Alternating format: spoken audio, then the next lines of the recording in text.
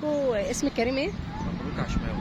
اهلا وسهلا استاذ مبروك. الشاطئ اسمه شاطئ ايه يا استاذ مبروك؟ شاطئ ولي المميز، منظرة سابقة أمام دوار جحا.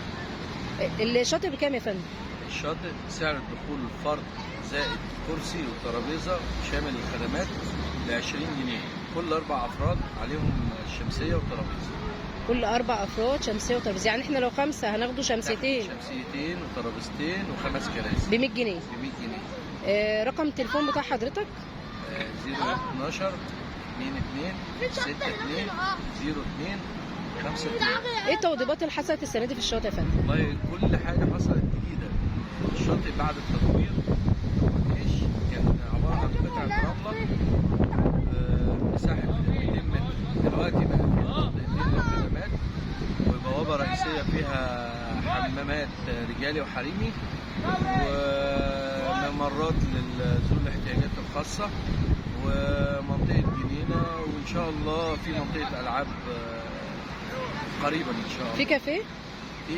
هو اسمها منطقة نجيلة، المسمى بتاعها منطقة جميلة فيها قاعدة وفيها شاشة عرض ليلية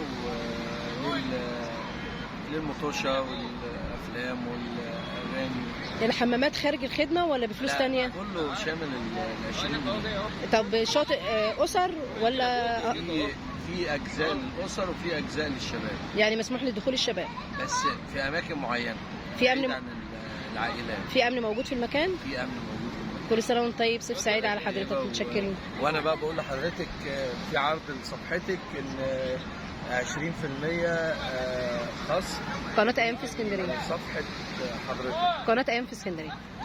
قناة أيام في اسكندرية يوتيوب. شكرا، كتر خيرك.